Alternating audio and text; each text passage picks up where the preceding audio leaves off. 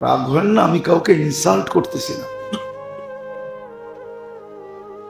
কেউ সুখী না, হাইসেন না, অ্যানালাইসিস করেন, যান ওদের বাড়িতে যেয়ে দেখেন। আপনি বলবেন ওদের এখানে তো ঝগড়াও বেশি, আপনার ঝগড়া মতো ঝগড়া না, ওদের ঝগড়া 2 মিনিটে। এই ঝগড়া হয়েছে, গালাগালি করছে, একটু পরে দেখবেন দুইজনে গলা ধরে ঘুমাইতেছে।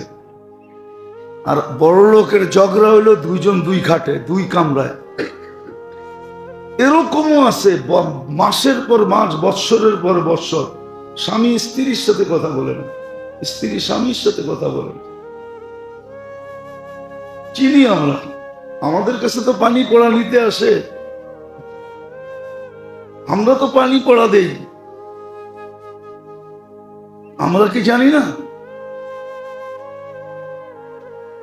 তো যেটা বুঝাইতেছিলাম, ইয়াকিনের দুর্বলতার কারণে হাজারো রোগ তৈরি হয়। আর ইয়াকিনের দুর্বলতা এটা হলো জীবনের রোগের উৎস 1 নম্বর। এই জন্য আল্লাহর রসুল এটাকে সেট করছেন, ইয়াকিন ঠিক করো। ইয়াকিন ঠিক হবে, অনেক রোগের থেকে তুমি বেঁচে যাবে। তুমি পাইলে বলবে আলহামদুলিল্লাহ, পাইলে বলবে আলহামদুলিল্লাহ, না পাইলে বলবে সাবার না, পাইলে বলবে শাকার না, শুকরিয়া আদায় করলাম, না পাইলে বলবে সাবার না, সবর করলাম। সত্য এটা, মানেন আমার কথা? মানে যাদের ইয়াকিন ঠিক, ওদের ঘুম যে কত আরামে হয় এটা আপনি বুঝবেন না। ঘুম যে কত আরামে হয় এটা আপনি বুঝবেন না। যাদের ইয়াকিন ঠিক হয় না, কেন ওদের ইয়াকিন ঠিক না হইলে লোভ হবে, ইয়াকিন ঠিক না হইলে লালসা হবে, ইয়াকিন ঠিক না হইলে হিংসা হবে, ইয়াকিন ঠিক না হইলে বিদ্বেষ হবে, ইয়াকিন ঠিক না হইলে দুশ্মনী হবে, আরো অনেকগুলো হবে। তো যার ভিতরে এতগুলা রোগ থাকে, ওর তো ঘুম ট্যাবলেট খাইলেও না হওয়ার কথা, ওর ঘুম ট্যাবলেট খাইলেও হবে না। এই জন্য বহুত লোক আছে ট্যাবলেট খাইতে, খাওয়া ছাড়া ঘুম হয় না। আর অধিকাংশ গরিব লোক আছে ও বিছনায়, এই যে দেখেন এখনো বয়া বয়া অনেকে ঘুমাইতেছে, বয়ান শুনতেছে আর কি করতেছে, ঘুমাইতেছে। আপনি বলেন লাউড স্পিকারের আওয়াজ, আমার চিৎকার, তারপর ওর ঘুম আসে কেমনে? বোঝা গেল ও এইগুলার থেকে মুক্ত, এই জন্য ওর ঘুম আসে। আর আরেকজনের ঘুম আসে না, লোভে, লালসা, হিংসা, বিদ্বেষ, দুশ্মনী, ঘুম আসে না। কেন? ও ভাবে সকালে উঠেই কোর্টে যেতে হবে, ঘুমাবো কোন সময়? এইখানে যেতে হবে, ওইখানে যেতে হবে, ঘুমাইতে পারে না। মাইনা নেন, ইয়াকিনের দুর্বলতা থেকে শত রোগ তৈরি হয়। প্রথম এটা, ইয়াকিন যখন দুর্বল হয়, এই জন্য নির্ণয় করা উচিত, চিহ্নিত করা উচিত যে এই 4 জিনিসের উপরে আমার কোনো দুর্বলতা আছে কিনা। আল্লাহর কথার উপরে, রসুলের কথার উপরে, সাহাবাদের কথার উপরে, এবং হক্কানি আলেম ওলামা আল্লাহ ওয়ালাদের কথার উপরে আমার কোনো সন্দেহ আছে কিনা। যদি থাকে তাহলে বোঝা যাবে যে আপনি আক্রান্ত, আপনি আক্রান্ত। তখন দেখা যাবে সারাদিন আপনার চলে যাবে প্ল্যান বানাইতে বানাইতে, সারাদিন বইয়া প্ল্যান বানাবে। প্ল্যান আছে, আমার লোকে চলেন দেখায় দেন। কিছু লোক শুধু লোক রাখা দিছে যে তুই খালি সারাদিন খুঁজবি, প্রত্যেক অফিসে যায় যে কার কোনখানে দুর্বলতা আছে, আর আমারে খবর দিবি, আমি এটা দখল করবো। লোক রাখা আছে বেতন দিয়া। মনে হয় আপনারা জানেন না, ঠিক না? আপনারা কোত্থেকে আসছেন? তো আকাশ থেকে আবার জুমার পরে আকাশে চলে যাবেন, এই সমাজে তো থাকেন না। শুধু আমিই জানি। হ্যাঁ, এরকম লোক আছে, হাজারো আছে। শুধু একিনের দুর্বলতার কারণে এটার থেকে রোগ তৈরি হয়। সবগুলা তো বলা যাবে না, দুই একটা বলতেছি। দ্বিতীয় যেটা রোগ তৈরি হওয়ার উৎস, যখন মানুষ মনের অধীন হয়, অথবা বিবেকের অধীন হয়, অথবা বুদ্ধির অধীন হয়, অথবা নিজের শিক্ষার অধীন হয়। যা শিখছে ওটাকেই বলে আমি তো শিখছি, আমি তো শিখছি, আমিও শিক্ষিত, আমরাও শিক্ষিত। এটার অধীন যখন হয়, মনের অধীন, মনের এটাকে শাহওয়াত বলে আরবিতে, অথবা হাওয়া বলে। আফারাইতা মান ইত্তাখাযা ইলাহাহু হাওয়া, যে নিজেকে মনের অধীন করে, অথবা বিবেকের অধীন করে, অথবা বুদ্ধির অধীন করে। অনেকে বলে, আমরা বলে না হুজুর এটা বিবেক মতো হইল না, বিবেক এটাকে মানে না, বিবেক এটাকে মানে না। অথচ আমি বলতেছি আল্লাহ বলছে, ও বলে কি? আচ্ছা, বিবেক তৈরি করছে বিবেক বড় না আল্লাহ বড়? বিবেক বড় না আল্লাহ বড়? তাহলে ও তো বলতেছে বিবেক মানে না, ও তো বলতেছে বুদ্ধি মানে না, বুদ্ধিমতো হয় না। ও তো বলতেছে আমরাও তো পড়ালেখা করছি। ও কি পড়ালেখা করছে বলেন তো? কোরআন, হাদিস, কি পড়ালেখা করছে? ও তো পড়ালেখা এটাই করছে, এটা তো করছে। ও তো পড়ালেখা করছে, দান্দার পড়ালেখা। 1 টাকার বিল রে কিভাবে 100 টাকা বানান যায়, এই দান্দার বিল পড়ালেখা করছে। নইলে হাজার হাজার কোটি টাকার মালিক হয় কেমনে? বেতন মাত্র 1 লাখ টাকা। এর চেয়ে বেশি তো আমরা ফু দিয়ে কামাইতে পারি। হ্যাঁ, হাসেন কেন? খুলে দিমু চেম্বার, দেখেন ফু দিয়ে কেমনে কামায়। ছোট মসজিদে জুমা পড়ে এই জন্য বহুত মানুষ আছে ফুয়ের অপেক্ষায় থাকে, কিন্তু দেই না ফু, ফু দিয়েও কামান যায়। তো দ্বিতীয় রোগ উৎপত্তি হয় যখন নিজেকে মনের অধীন করে, বিবেকের অধীন করে। জীবনের রোগের উৎপত্তির দ্বিতীয় স্থান, দ্বিতীয় জিনিস মনের অধীন করা, বিবেকের অধীন করা, বুদ্ধির অধীন করা।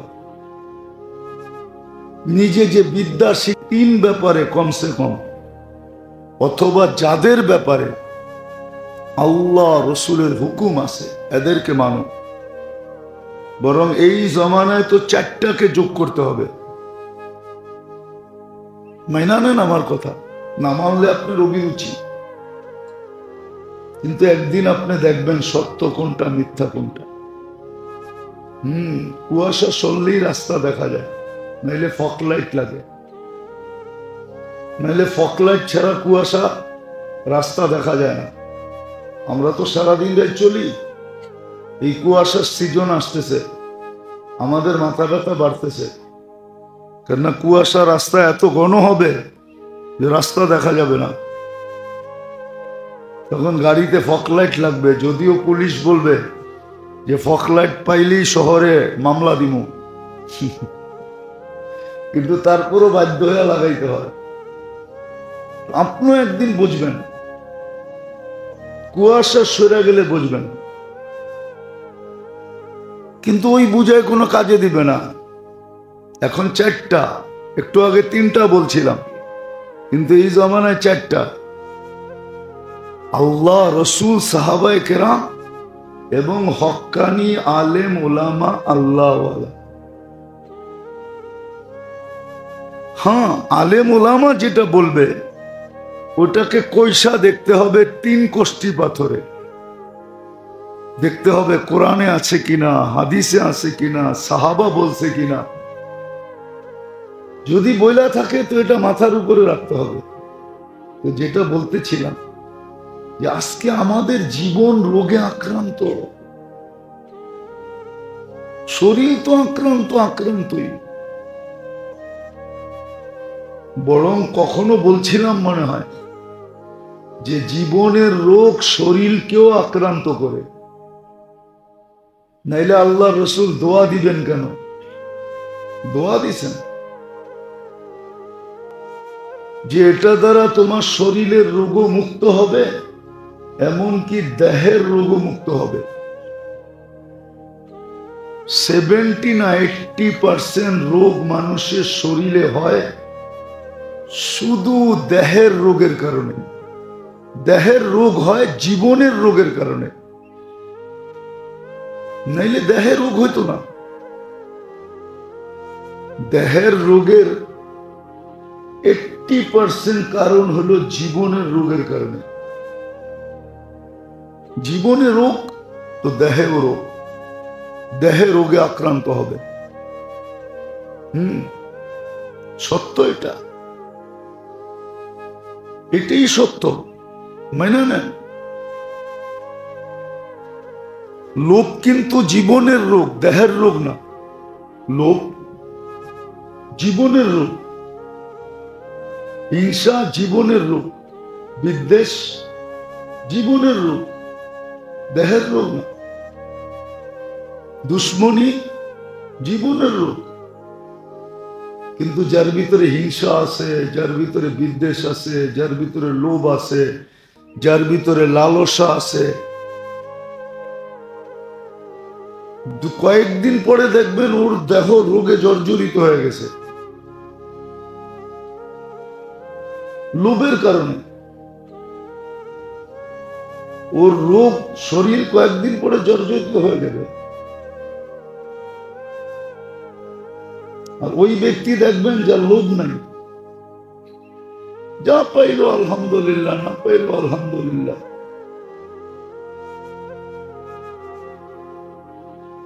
মানবে তো না কেউ, বলে বলবো।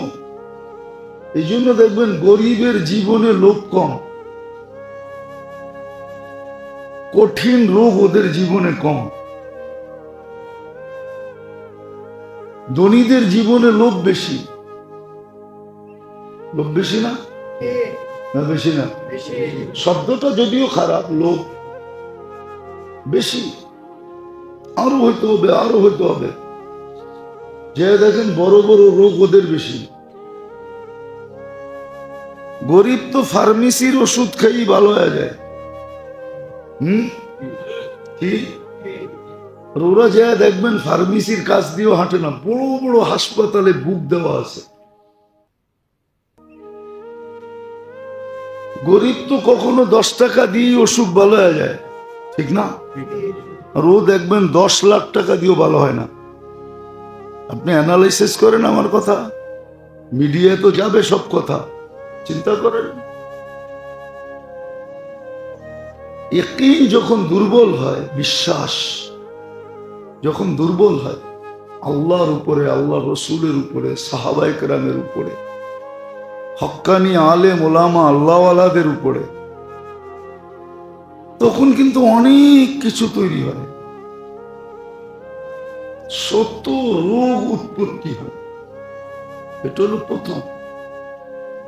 এখান থেকে জীবনের রোগের উৎপত্তি শুরু হয়। ইয়াকিনে যদি দুর্বল থাকে, হ্যাঁ কিতাবে আছে। এই জন্য সাহাবায়ে কেরাম আল্লাহওয়ালারা এটার উপরে খুব রট লাগাইছেন, বড় চেষ্টা করছেন এটাকে ঠিক করার জন্য, বড় চেষ্টা করছে। নাহলে আবু বকর সিদ্দিক রাদিয়াল্লাহু তাআলা আনহুর মতো মানুষ আল্লাহ রসুলকে জিজ্ঞাসা করতেন না, ইয়া রাসূলুল্লাহ, ইয়াকিন দুর্বল হলে যেই জিনিস হয় সেটা হলো সর্বপ্রথম ক্যান্সার পর্যন্ত পৌঁছে, ওটার দ্বারা শিরক হয়, শিরক, এটা হলো ক্যান্সার অথবা কুফর। আবু বকর সিদ্দিক রাদিয়াল্লাহু তাআলা জিজ্ঞাসা করছে, ইয়া রাসূলুল্লাহ, শিরকে জলি প্রকাশ্য যেটা শিরক, এটার থেকে তো চোখে দেখা বাঁচা যায়, কিন্তু শিরকে খফি যেটা বুঝাই যায় না, ওটার থেকে বাঁচবো কিভাবে? আল্লাহ রসুল দোয়া শিখায় দিয়েছেন, দোয়া সকালে পড়ো বিকালে পড়ো, আল্লাহুম্মা ইন্নী আউযু বিকা আন উশরিকা বিকা শাইয়্যান ওয়া আনা আ'লাম ওয়া আস্তাগফিরুকা লিমা লা আ'লাম। দোয়া শিখিয়েছেন যে এটা দিয়ে তুমি বেঁচে যাবে। এই জন্য আজকে যে আমাদের জীবনে রোগ, প্রত্যেকের জীবনে যে রোগ, নাইলে মনে করেন একটা কথা তো সুস্পষ্ট, এটা তো সুস্পষ্ট, আর দুনিয়া মাকসুম, তোমার ভাগে যা আছে তা মিলবেই মিলবে, যার কপালে যতটুক লেখা আছে অতটুক মিলবেই মিলবে। আর দুনিয়া মাকসুম, আর দুনিয়া বিত্তাকাদ্দুর, রুফিয়াতিল কলম জুফাতিল, রুফিয়াতিল আকলাম জুফাতিস সুহুব। কুরআন বলে হুয়াল্লাযী খালাকাকুম সুম্মা রাযাকাকুম আল্লাহু হুয়ার রাজ্জাকু যুল কুওয়াতিল মাতিন ওয়া মা মিন দাব্বাতিন ফিল আরদি ইল্লা আলাল্লাহি রিজকুহা ওয়া ফিস সামাই রিজকুকুম ওয়া মা তুআদুন ফারাব্বুস সামাওয়াতি ওয়াল আরদি মিসলা মা আন্নাকুম তানতিকুন। সুস্পষ্ট তোমার দায়িত্ব আমার উপরে। তো লুবি হয়তো হয় কি করে, ও তো বলবে লুবি হয়ে লাভ নাই, শুধু আমি ক্লান্ত হব, শুধু আমি, কেননা ওর বেশি তো মিলবে না যেটা আল্লাহ বলছে, আল্লাহ যা চাইছে। বাংলায় একটা প্রবাদ বাক্য আছে, কথা আছে, যে যা ঘটছে তা ঘটার ছিল বিদায়ী ঘটছে। যা ঘটছে ঘটার ছিল বিদায়ী ঘটছে, যা ঘটে নাই তা ঘটার ছিল না বিদায়ী ঘটে নাই। সুস্পষ্ট বাংলায় লেখা আছে, এটার নামই ইয়াকিন। ইয়াকিনের দুর্বলতার কারণে আজকে জীবনে শত রোগে আক্রান্ত মানুষ। আল্লাহ রাসূল সাল্লাল্লাহু আলাইহি ওয়াসাল্লাম সর্বপ্রথম এসে এটা ঠিক করছে, এটাকে জাগা মতে সেট করে দিছে। কিছু কাটা আছে, এটাকে যদি সেট না করেন ওটা খালি লড়তে থাকবে। কি ওটা খালি কি লড়তে থাকবে, আপনি লড়াইতে থাকবেন, ওটা খালি লড়তে থাকবে। কিন্তু যদি সেট করে দেওয়া হয় তাহলে আর কি করবে না, লড়বে না। আল্লাহ রসুল এসে প্রথমে ইয়াকিন ঠিক করছে, কেননা এটা হলো জীবনের রোগের মূল উৎসর ভিতর থেকে একটা, 7-8টার ভিতরে একটা, যেটার থেকে শত রোগ তৈরি হয়। যদিও বাংলায় বলা আছে, প্রথমটা শিখছে শুনছে, শুধু এইটাই বিশ্বাস করে পরিশ্রমে ধন আনে, আগেরটা শিখে নেয়। পরিশ্রমে ধন আনতে পারে কিন্তু সুখ আনতে পারে না। পরেরটা লেখা আছে পুণ্যে আনে সুখ। সুখ আনতে হলে ধন লাগবে না, পুণ্য লাগবে। কি সুখ আনতে হলে ধন লাগবে না। এই জন্য 100 ধনীরা কেউ হ্যাপি না, কেউ সুখী না। সত্য কাহিনী শোনাবো আপনাদেরকে। আমি কাহিনীতে বিশ্বাসী না। মজদুর আছে না, লেবার কনস্ট্রাকশন লেবার, বিভিন্ন জায়গায় অনেক লেবার লাগে না।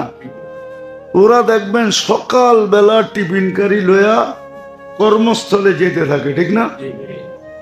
দুপুরে সবাই একসাথে বসে খায়, যে যেটা আনে ওইটাই খায়।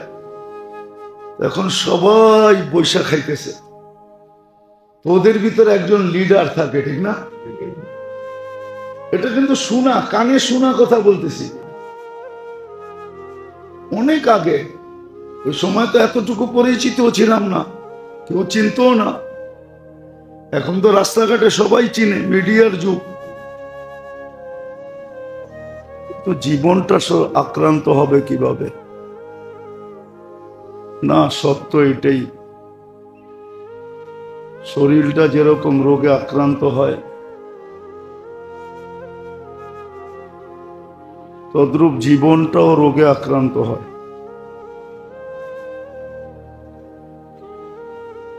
শরীরের রোগটা ছোঁয়াছে না, একজনের ভিতর থেকে আরেকজনের ভিতরে যায় না, এটাই সত্য। কিন্তু জীবনের রোগ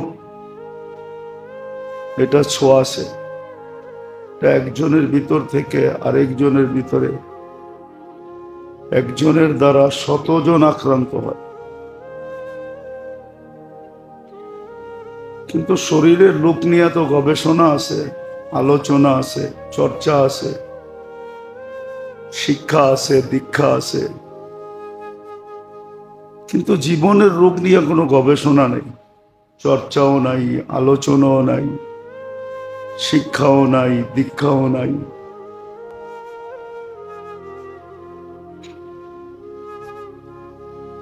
শরীরের রোগে এরকম আছে যে এক রোগ একাধিক রোগকে সৃষ্টি করে। একটা হইলে আরো কয়েকটা হয়, একটার থেকে আরো কয়েকটার উৎপত্তি হয়। জীবনের রোগও এরকম আছে, একটার থেকে কয়েকটা না কয়েকশ তৈরি হয়। শরীরের রোগ দ্বারা তো ব্যক্তি আক্রান্ত হয়, কিন্তু জীবনের রোগ দ্বারা সমাজ আক্রান্ত হয়, পুরা দেশ আক্রান্ত হয়। তার পরিধি অনেক বড়।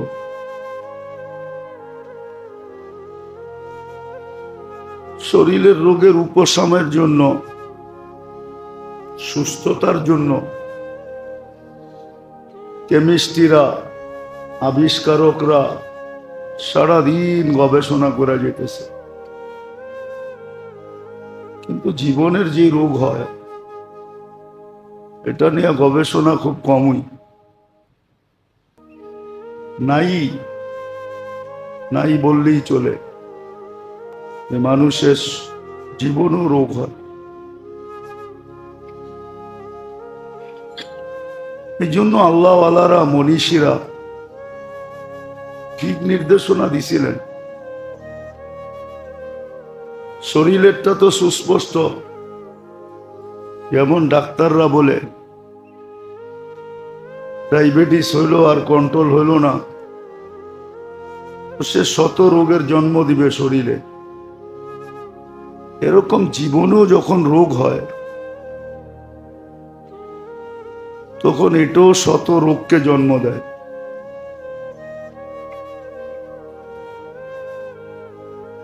শরীরের রোগ এরকম কয়টা জানি না, যে একাধিক রোগকে জন্ম দেয়।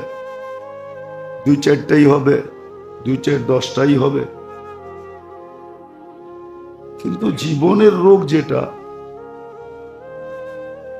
যেটা সমস্ত রোগকে জন্ম দেয়, উম্মুল আমরাজ বলে এটাকে, রোগের মা, মা যেরকম বাচ্চা জন্ম দেয়, ঠিক জীবনের রোগগুলো মানুষের জীবনে শত রোগের জন্ম দেয়। আবারও বলতেছি, শুধু তার জীবনটা আক্রান্ত হবে না, বরং যার ভিতরে আসবে একটা হবে, তার দ্বারা পুরো সমাজ আক্রান্ত হবে, পুরো গোষ্ঠীকে গোষ্ঠী আক্রান্ত হবে। আজকে অ্যানালাইসিস করলে দেখা যায় এটাই, চিন্তা করলে দেখা যায় এটাই মানুষের জীবনে রোগে আক্রান্ত। অথচ যেই মানুষ সংজ্ঞা ছিল যে মানুষ কাকে বলে, মানুষের সংজ্ঞা ছিল মানুষ বানানেওয়ালার পক্ষ থেকে, মানুষ যিনি বানাইছেন আল্লাহ, ওনার পক্ষ থেকে সংজ্ঞা ছিল যে মানুষ কাকে বলে। আন্নাস মাইয়ান ফাউন্নাস, মানুষকে উপকার করে। কিন্তু এখন বিলকুল উল্টা, মানুষ ওকেই বলে যে মানুষের অপকার করে।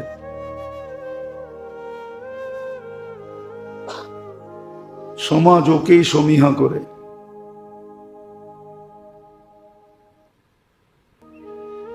মানুষের সংজ্ঞা বিলকুল উল্টায় গেছে,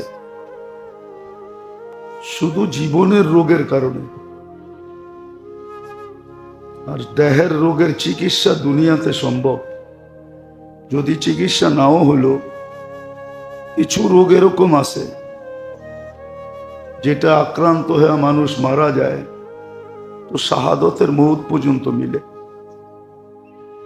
কিছু লোকের রোগের লিস্টি এরকম আছে, যেরকম ডায়রিয়া যে মারা যায় শাহাদতের মউত মিলে। করোনায় যারা মারা গেছে মহামারীতে, শাহাদতের মউত। মহামারীতে যে মারা যায়, এরকম আরো কিছু রোগ আছে, জ্বরে যে মারা যায় শাহাদতের মউত মিলে। কিন্তু জীবনের রোগে যদি কেউ আক্রান্ত হইল আর চিকিৎসা না হইল, প্রথম তো মানুষ ক্লিনিকে এই জন্যই যায় যে রোগের নির্ণয় করা হোক, রোগ চিহ্নিত করা হোক। এই জন্যই কিন্তু টেস্ট হয়, চিহ্নিত করার পরে চিকিৎসা হয়। ঠিক প্রত্যেক মানুষ যদি নিজের জীবনের রোগকে চিহ্নিত না করলো, ভালো মতে বুঝি, আর এটা সঠিক চিকিৎসা না হইল এই দুনিয়ায়, তাহলে কিন্তু এটার চিকিৎসা জাহান্নামে হবে, আর নির্ঘাত হবে, নিঃসন্দেহে হবে। জাহান্নাম কিন্তু দুনিয়ার জেলের মতো না, আর দুনিয়ার আয়নাঘরের মতো না, বড় কঠিন জিনিস। এত কঠিন যদি না হইতো, তাহলে কিতাবে পাওয়া যায় জিবরিল আমিনের মতো ব্যক্তি, যেদিন থেকে জাহান্নাম আল্লাহ তৈরি করছেন আর উনি দেখছেন, ওই দিন থেকে ওনার কান্না এখনো থামে নাই যে আল্লাহ আমাকে জাহান্নামে না দিয়া দেয়। আমরা তো শুনতেছি, দেখতেছি না। আল্লাহ দেখাইতেছেন না, শুনাইতেছেন। বর্ণনা আছে জাহান্নাম কি জিনিস। জীবনের রোগ যদি নির্ণয় না হইল, চিহ্নিত না হইল, এটা আমি চিহ্নিত না করলাম, আর এটার যদি সুচিকিৎসা না হইল এই দুনিয়াতে, তাহলে কিন্তু চিকিৎসা জাহান্নামে হবে। শরীরের রোগ নির্ণয় করার জন্য এক জমানায় ছিল দুই একটা চিকিৎসা করলেই হতো, দুই একটা টেস্ট করলেই হতো। এখন মনে হয় টেস্ট সিরিয়াল বাড়তে বাড়তে কয়েকশো হয়ে গেছে। আপনি জিজ্ঞেস করেন 50 বছর আগে এত টেস্ট করতে হতো না, দুই একটা করলেই হতো। আর এখন কয়েকশো হয়ে গেছে টেস্টের সিরিয়াল। কিন্তু তারপরও দেখা যায় আগের তুলনায় রোগীর সংখ্যা বাড়তেছে, ডাক্তারখানাগুলা জমজমাট, ক্লিনিকগুলাতে উপচে পড়া ভিড়। এত টেস্টের মাত্রা বাড়ার পরেও যে রোগের মাত্রা কমছে এমন না, মেডিসিন বাড়ার পরেও যে রোগের মাত্রা কমছে এমন না। কিন্তু গবেষণা চলতেই আছে, চলতে থাকবে। এটা নিয়ে আমাদের আলোচনাও না, বুঝানোর জন্য বলতেছি, বোঝা উচিত যে আমার জীবনটা কোন রোগে আক্রান্ত, আর মৌলিক রোগ কয়টা। আসলে দেখলে দেখা যায় জীবনের মৌলিক আসল রোগ হলো 6 থেকে 7টা, যেগুলা সব রোগকে অস্তিত্ব দেয়। এর থেকেই সব রোগ পয়দা হয়, এইগুলার থেকেই সব রোগ সৃষ্টি হয়। আর হইতে হইতে বাড়তে বাড়তে এত বাড়ে, এত বাড়ে, যেটা বলা অতীত বাড়ে, বলা অতীত বাড়ে, বলা অতীত বাড়ে, এত বাড়ে। তো যেটা বুঝাইতেছিলাম, ভালো মতে বুঝি আর নির্ণয় করি, চিহ্নিত করি যে এই রোগগুলো আমার ভিতরে আছে কিনা, চিকিৎসা করি। কেননা সত্য এটাই, দেহটা আল্লাহর দেওয়া, যদিও আমি ব্যবহার করি, আমি আমার বলি, বাস্তব এটা আমার না। তো সৃষ্টিকর্তা একজন অবশ্যই আছেন, নিজে নিজে হয় না। নিজে নিজে যদি হইতো তাহলে মানুষ সন্তানহীন কেন থাকতো? বহুত মানুষ দুনিয়াতে আছে সন্তানহীন, সন্তান নাই। নিজের সারা জীবনের পুঁজি অন্যের হাতে উঠাইয়া দিয়া দিছে, নাম বলা যাবে, সারা বাংলাদেশের মানুষ চিনবে, নিজের সন্তান নাই। পালক সন্তানের হাতে কোত্থেকে পালতে আনছে এটাও জানে না, সারা জীবনের সম্পত্তি ওর হাতে উঠে দিছে। ও মোচ করতেছে, ফুর্তি করতেছে, আছে, নাম বলবো না, নামও জানি। সমাজে শীর্ষস্থানীয় লোক আছে, সন্তান নাই, নিঃসন্তান, কিন্তু একটা পালক আনছে, হয়তো বাইকটা আনছে, নাইলে বোনেরটা আনছে, ওর হাতে সব উঠাইয়া দিয়া দিছে সম্পত্তি, আর নিজে ফুর্তিতে আছে, ভাবতেছে আমার সন্তানই তো খাইতেছে। আসলে ওর সন্তানই নেই। তো বুঝা গেল এটা সৃষ্টিকর্তা আল্লাহ। ইয়াহিবু লিমান ইয়াশা'উ যুকুরা ওয়া ইয়াহিবু লিমান ইয়াশা'উ ইনাসা ওয়া ইয়াজআলু মান ইয়াশা'উ আকিবা। কোরআন এটাই বলে, যাকে ইচ্ছা মেয়েই দেন, যাকে ইচ্ছা ছেলেই দেন, যাকে ইচ্ছা কিচ্ছু দেন না। এটা বানানে ওয়ালা আল্লাহ, কসম খোদা, আল্লাহ বানানে ওয়ালা। বিদায় জীবনের লোক চিহ্নিত করা উচিত। এটার হিসাব কিতাব কিন্তু নিবে এমন না, জাররারও হিসাব নিবে। জাররা তো চিনেন না, জাররা যদি চিনতেন ওটার জন্য গ্রামে যেতে হবে, আর ওই পুরান যুগের ঘর হইতে হবে, বেড়ার ঘর। ওটা দিয়ে যখন সকালবেলা বা বিকালবেলা পূর্বের সূর্য অথবা পশ্চিমের সূর্য যখন ঘরের ভিতরে ঢোকে, ওটার ভিতরে তাকাইলে দেখা যায় কি জানি নড়ে চড়ে বালুর কণা দেখা যায়, ওটার নাম জাররা। জাররারও হিসাব নেবেন। ওমান ইয়া'মাল মিসকালা যাররাতিন শাররান ইয়ারা ওমান ইয়া'মাল মিসকালা যাররাতিন খায়রান ইয়ারা। ওই যারা ভালোরও মূল্য দিবে,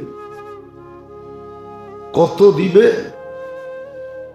এটা ভাবতে গেলে মানুষের এই ছোট ব্রেনের রক ফেটে যাবে। এই জন্য মানুষ ভাবে না যে কত দিবে, কত দিবে, কত দিনের জন্য দিবে। জান্নাতের কোনো প্রতিদান সাময়িক না, চিরদিনের জন্য। সাময়িক না যে চাকরি আছে বেতন আছে, না চাকরি নাই বেতন নাই এরকম না। জীবন আছে তো পেনশন আছে, জীবন শেষ পেনশন শেষ এরকম না, চিরদিন দিবে। বুঝার বিষয়। এই জন্য জীবনের রোগের উৎস কি কি এটা চেনা দরকার, যে কোত্থেকে রোগ তৈরি হয় জীবনে। দেহে না, দেহ নিয়ে আমাদের আলোচনা না।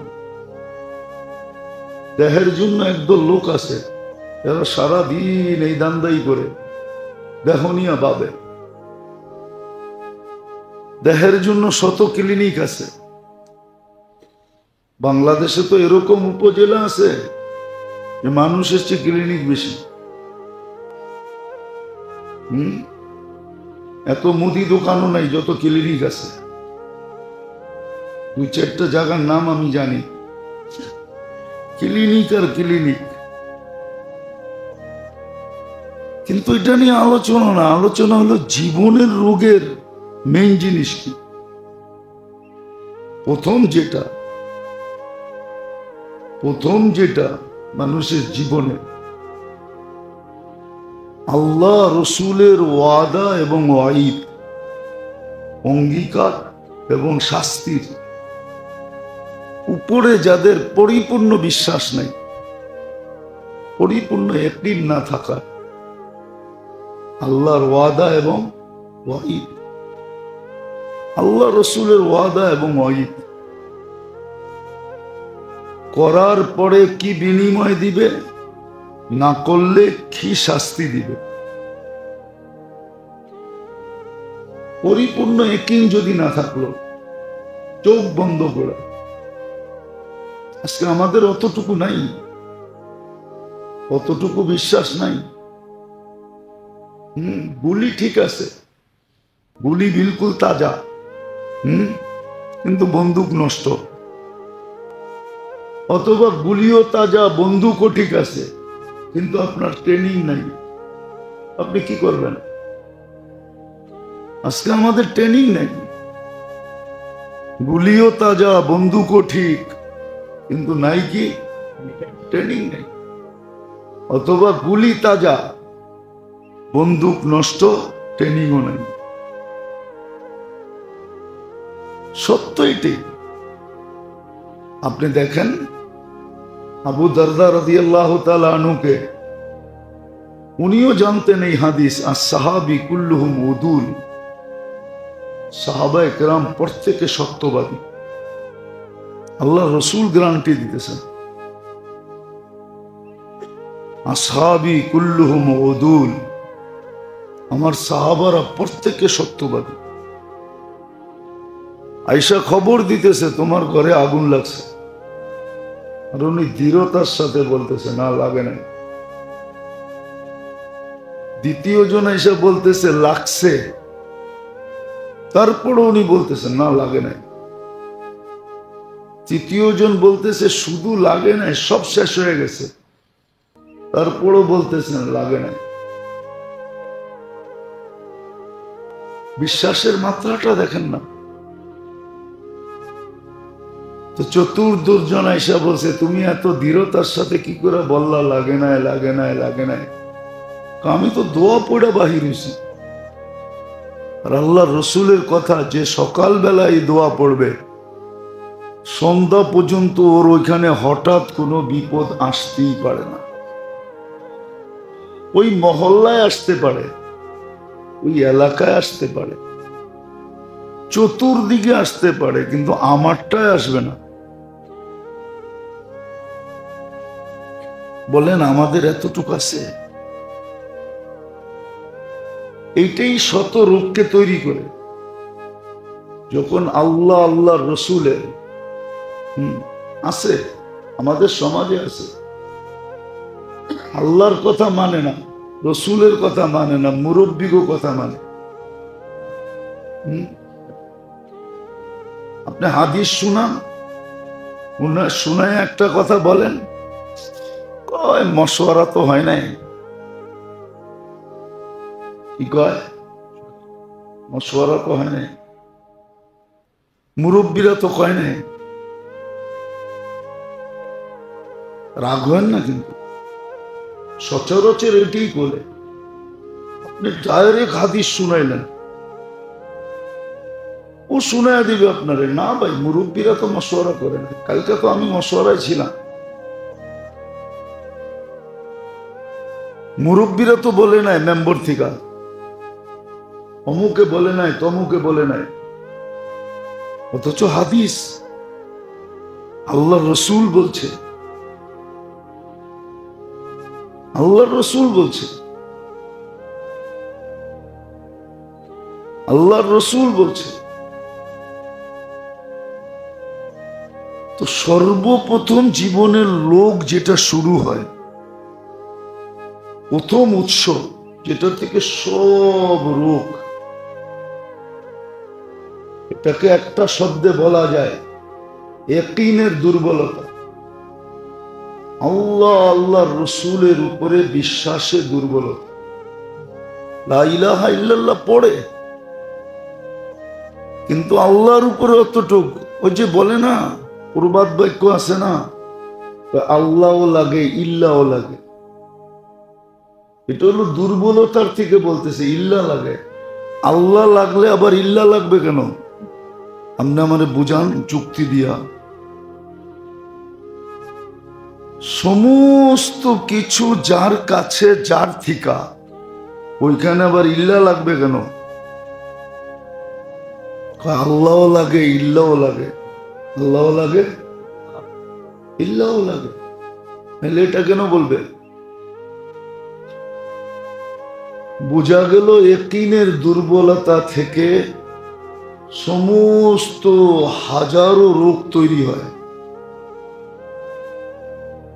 হাজারো রোগ, হাজারো রোগ। এই জন্য সাহাবায়ে কেরাম এটাই দেখছেন, দুটা জিনিস দেখছেন, আর আমাদেরকে তিনটা জিনিস দেখতে হবে, একটা বাড়ায়া দেখতে হবে। না নাউজুবিল্লাহ না, সত্য শুনেন আগে, তারপরে নাউজুবিল্লাহ পড়েন। সাহাবা দেখছেন আল্লাহ বলছে কিনা, আল্লাহ রসুল বলছে কিনা।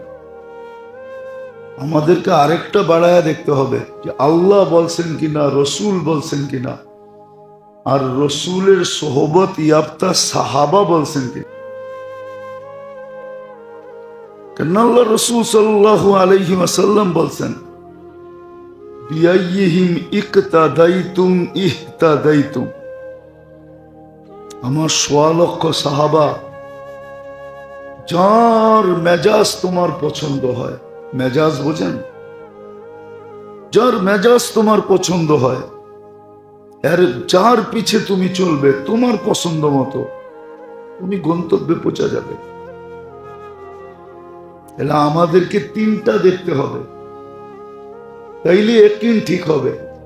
আল্লাহ বলছে শেষ, এখানে আর কোনো সে নাই, রসুল বলছে আর কোনো সে নাই। কিন্তু যুক্তি দেয় কি আল্লাহ লাগবে ইল্লাহ লাগবে, যুক্তি দেয় কি আল্লাহ ঘরে আইসা দিয়া যাবে, অনেক যুক্তি দেয়, অনেক তর্ক দেয়। এটা হলো জীবনের রোগ আছে, ওর জীবনে রোগ, ওর জিন্দেগিতে রোগ আছে, যার কারণে ও যুক্তি দেয়, যার কারণে ও যুক্তি দেয়। যেমন কাহিনী আছে সত্য, খোরাসান একটা শহর ছিল, এখনো আছে রাশিয়ার ভিতরে। আগে তো এটা পুরা মুসলিম স্টেট ছিল, রাশিয়া পুরাটাই মুসলিম স্টেট ছিল। খোরাসান, আজারবাইজান, উজবেকিস্তান, বুখারা, তাশকন্দ, এগুলো সব মুসলিম ঐতিহ্য ছিল। আজও হাজারো নিদর্শন এখানে আছে, ঘুরতে গেলে দেখা যায় হাজারো নিদর্শন পড়ে আছে। তো এক বিধবা মহিলা আসছে ওই জমানার বাদশার কাছে, শুনছে বাদশা বড় ন্যায়প্রায়ণ, বড় দাতা স্বভাবের। তাই সে বলতেছে যে আমি তো সাইয়েদ, আল্লাহ রসুলের বংশধর, আমি বিধবা, বাচ্চা নিয়ে অনেক বিপদে আছি। তো বাদশাহ বলতেছে এরকম প্রতিদিন আসে আমার কাছে, তুমি যে আসলে সাইয়েদ, তোমার সাজারা কি, প্রমাণ কি?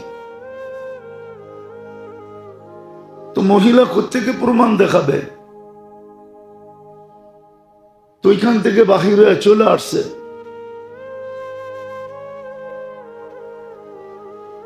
চলে আসার পরে শুনছে যে এক অগ্নি পূজক পাশে আসে, সে বড় দাতা স্বভাবের লোক।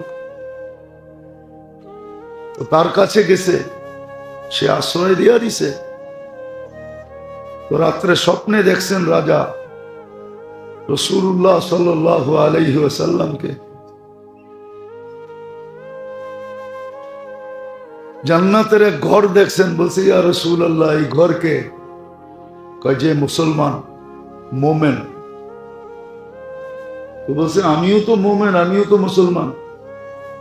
তো বলছে প্রমাণ দাও, প্রমাণ দাও।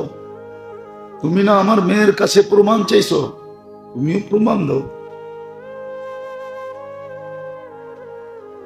তো সে ঘুমের থেকে সজাগ হয়ে তালাশ করতে শুরু করছে, এই মহিলা গেছে কোথায়। তুই অগ্নি পূজকের কাছে গেছে, যা বলছে ভাই এই ফ্যামিলি আমাকে দিয়া দে, তুই যত টাকা দিছস আমি আসছে 10 গুণ বেশি দিব।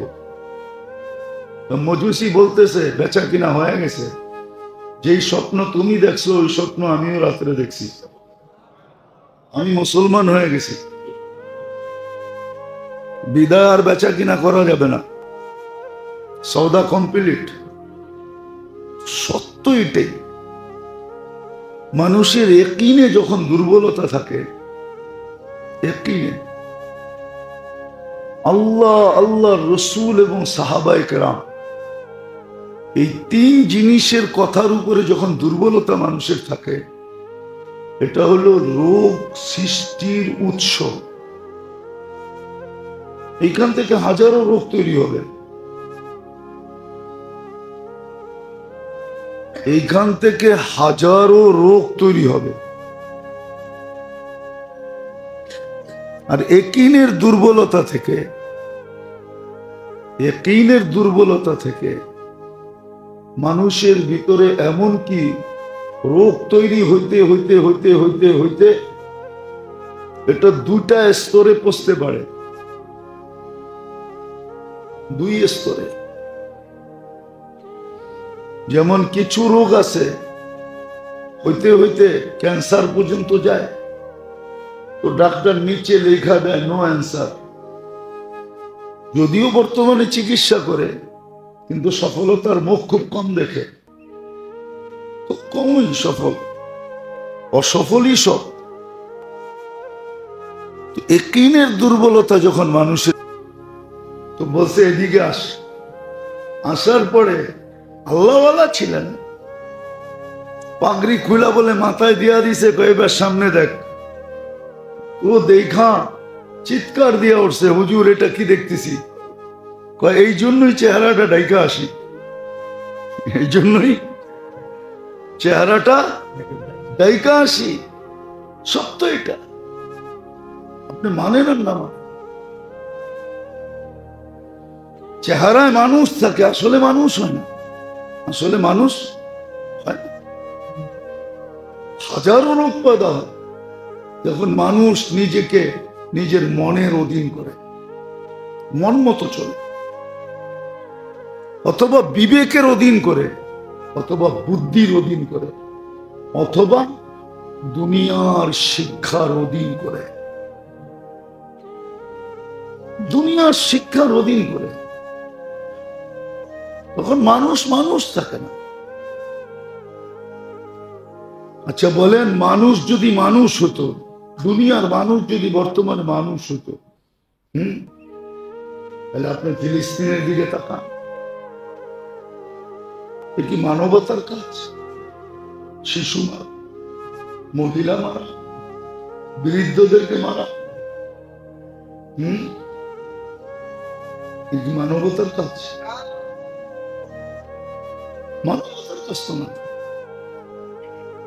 কিন্তু সারা দুনিয়াই তো মানবতা বলে মেনে নিতেছে, ঠিক না? কি সারা দুনিয়া কি বলতেছে? ওরা শুদ্ধি করতে চাইতেছে। ওরা কি করতে চাইতেছে?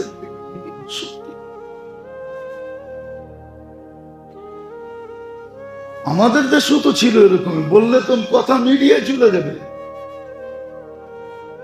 করে ফাসাদ বলে কি আমরা শুদ্ধি করতেছি, করে ফাসাদ, আর বলতেছি কি কি করতেছি?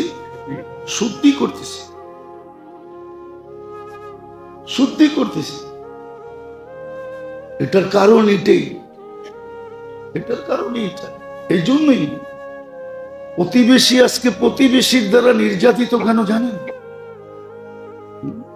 আচ্ছা বলেন তো, আমি বলছি, কালকেও বলছি, পরশুও বলছি, আমাদের দেশে মাদক কি গরিব মানুষ ঢুকায়? কারা? শুধু বড় লোক না, যারা হাই লেভেলের,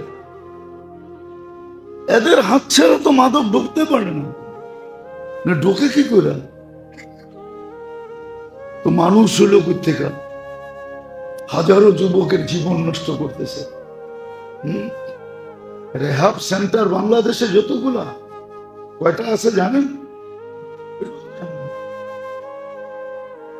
এক রেহাব সেন্টারে মাসে খরচ কত জানেন? একজন লোক ঢুকাইলে এটা তো জানেন না। ঢাকা শহরে রেহাব সেন্টার আছে, একটা ছেলেকে দিলে মাসে 60,000 টাকা দিতে হয়। হয়তো গ্রামগঞ্জে 8-10 হাজার টাকায় হয়, কিন্তু ঢাকা শহরে এরকম রেহাব সেন্টার চিনেন? মাদক নিবারণ সেন্টার, মাদক আসক্তি যারা, 60,000 টাকা দিতে হয় মাসে। জীবন তো গেছেই, মাদক ছুইলেও যৌবন চলে যায়, খালি ছুইলে, খাইতে হয় না, কেন? এটা লানতকৃত, এটার উপরে আল্লাহর 100% লানত। এটা যে বহন করবে ওরও যৌবন থাকে না, যারা আনে ব্যবসা করে ওদেরও যৌবন নেই, ওদেরও যৌবন নেই, নাই যৌবন ওদের 100%। আপনি ডাক্তার দিয়ে চেক করেন, স্বাভাবিক যৌবন নাই ওদের। আপনার যেরকম স্বাভাবিক আছে ওর স্বাভাবিক নেই। যে আনে, যে বহন করে, যে বিক্রি করে, যে হাত দিয়া নাড়াচাড়া করে, খাইলে তো কোনো কথাই নেই, নাড়াচাড়া করলেও যৌবন থাকে না। তো সব কিছু সৃষ্টি হইতেছে দ্বিতীয়টার কারণে। এটা হলো জীবনের রোগের উৎপত্তি স্থল। মন মতো চলা, বিবেকের অধীন হয়ে চলা, বুদ্ধির অধীন হয়ে চলা, বিদ্যার অধীন হয়ে চলা। আরেকটা হাদিস মনে উঠলো, এই জন্য বলতেছি, আমাদের সমাজে তো শুধু যুদ্ধ ঘোষণা করে, মাদকের বিরুদ্ধে যুদ্ধ আছে, কিন্তু সমাধানের কোনো জিনিস নাই। মাদক যারা ব্যবহার করে, যারা বেচে কিনে ক্যারি করে, লাড়াচাড়া করে, ওদের 7 জেনারেশন পর্যন্ত এই দুর্বলতা পৌঁছবে। হাদিসে আছে, আল্লানাতু তাবলুগু সাবআম মিনাল ওয়ালাদ, এটা 7 জেনারেশন পর্যন্ত যাবে। কয় জেনারেশন? 7 জেনারেশন পর্যন্ত, 7 জেনারেশন পর্যন্ত পৌঁছবে। এটা লানতকৃত।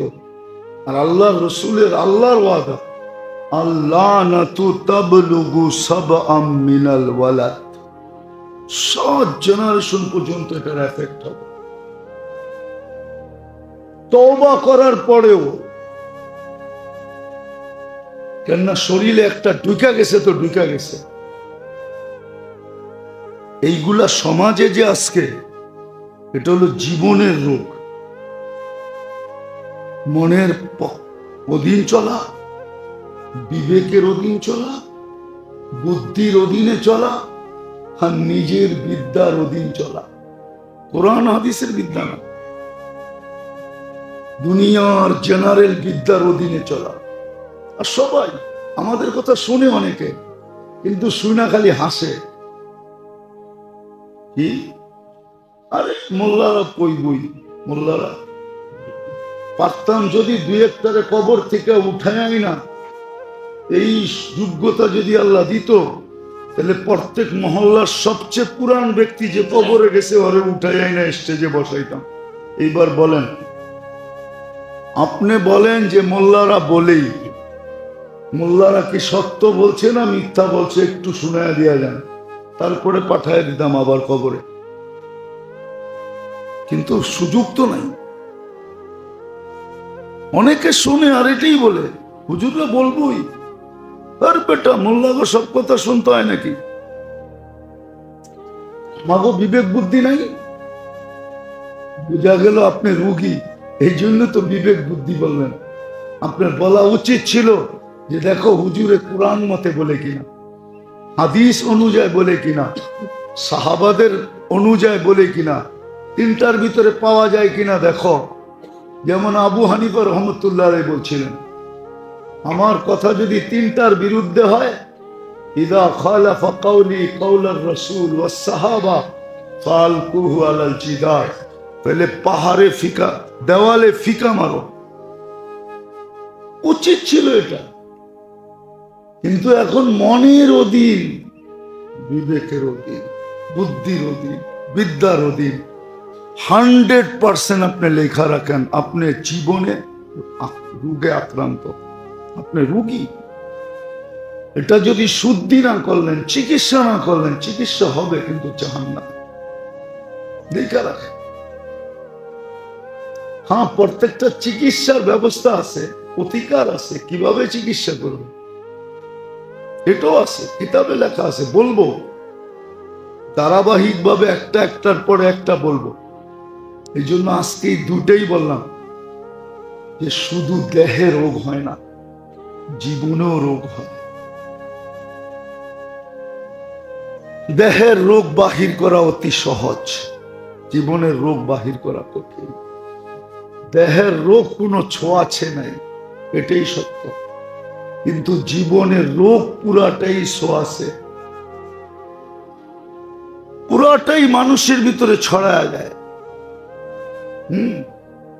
পুরাটাই ছড়ায়। লোভ শুধু তাকে ধ্বংস করে না, হাজারো ফ্যামিলিকে ধ্বংস করে। আছে পেপার পত্রিকায় আছে, 100 জনকে শুধু ওনার রিসোর্ট বানাইতে হবে, এই জন্য 100 জনের জীবন ধ্বংস করে দিছে। লোভের থেকে আছে, পেপারে আছে, পত্রিকায় আছে, মানুষের সামনে আছে। শুধু আমার লাগবে, এটাই লোভ, এটা আমার আমার। কিন্তু কয়জনের যে রুজি রুটি যাবে এটা পাবে না, গেলে গেল, আমার কি আসে যে আমার তো এটা লাগবে, আমার তো এটা লাগবে। এগুলা রোগ, জীবনের রোগ। আসেন দেখেন নিজের ভিতরে আছে কিনা, চিকিৎসা করেন। প্রথমে নির্ণয় করেন, তারপরে চিকিৎসা করেন। কোথায় চিকিৎসা হবে দেখেন, নাইলে বড় বিপদ সামনে। আমি তো বলি, আপনাদেরকেও বলি, এখানেও কেউ নেই যে রাত্রে বিছনায় যায় এই কথা ভাবে, একটু চিন্তা করে যে আমি তো খাটে ঘুমামো, বাবা জানি কোথায় ঘুমা। কবরে যে রেখা আসলাম, বাবা না জানি কোথায় ঘুমায়। আমি তো উচ্চা উচ্চা তোষকে ঘুমাবো, হায় মা জানি কোথায় ঘুমায়, মা জানি কেমন আছে, একজনও ভাবি না। ঠিক আপনার বেলাও সন্তান ভাববে না আপনি যদি না ভাবেন। আর এগুলা রোগের কারণে। আল্লাহ আমাদেরকে বুঝার তৌফিক নসিব করুন। ওমা আলাইনা ইল্লাল বালাগ। তো একটা আরেকটারে কইতেছে, বেটা গল্প করতে করতে, আমরা যার কাজ করি স্যার, ওর বাপে ওরে পড়ালেখা করায় একটা গাধা বানাইছে।